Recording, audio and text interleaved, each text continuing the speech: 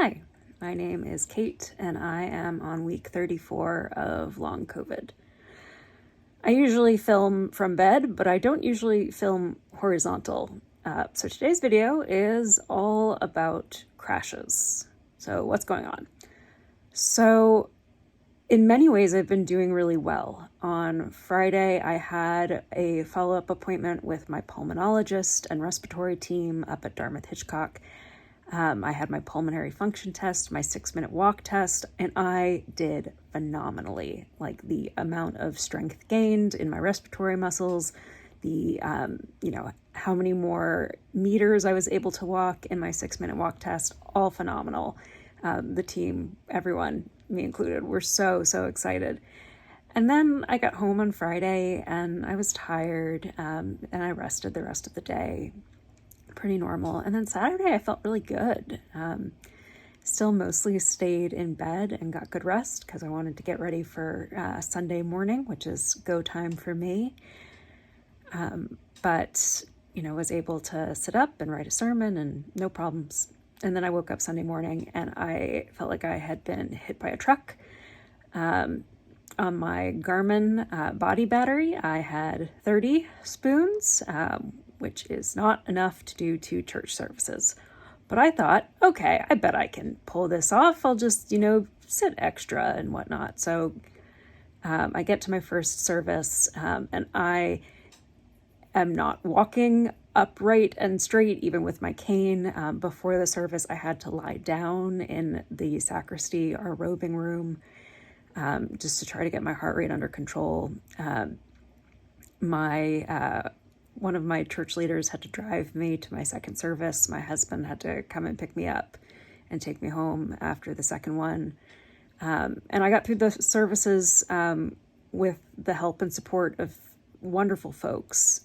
And it was a really, really hard day because prior to that, since being back, each successive Sunday I'd felt a little bit better than the one before, and this one was a total crash. And I was talking to a parishioner, and I said, I'm really having a tough time today. And they said, oh, but I thought you were getting better. And it's like, well, generally things are improving, but part of the issue is this is an episodic illness, and that it's not sort of a linear improvement process where you just keep getting better and better until you're healed.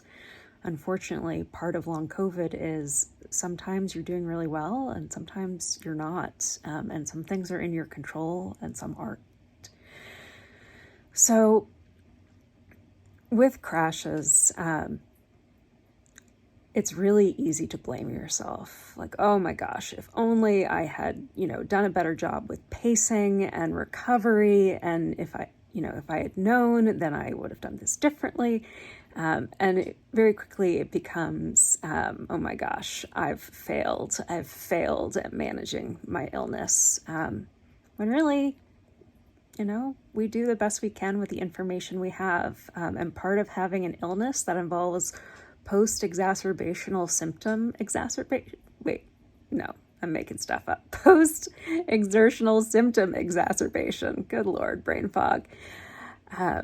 One of the challenges there is, you feel pretty good during an activity, and it's not until after you do the activity, and even 24 to 48 hours later that you realize, oh no, I really overdid it. And then you find yourself in a crash.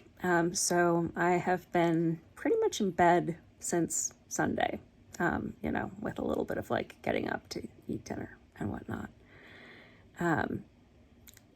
And it's disappointing.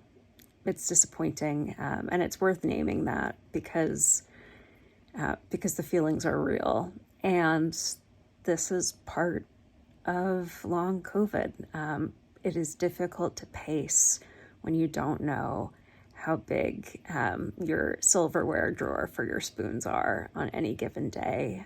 I have come a long way from the beginning of my recovery, but that also means that I'm attempting to do more. And I still don't have a good sense of how my body will respond to that, both in the moment and in the day or two afterwards. So if you yourself have found found yourself in a similar position to me, horizontal, and it's just like totally smashed and destroyed. I'm sorry that's where you are. It totally sucks, especially when you've come so far and this isn't where you want to be. But leaning into this time to rest and recover, to give your body what it so desperately needs, to keep your heart rate as low as you can, to get lots of good fluids and salts, and take your meds. And like everything else in long COVID, this crash is temporary. Things will improve one way or the other. And just trying to hold on in the meantime. So from my long COVID journey to yours, take good care, everybody.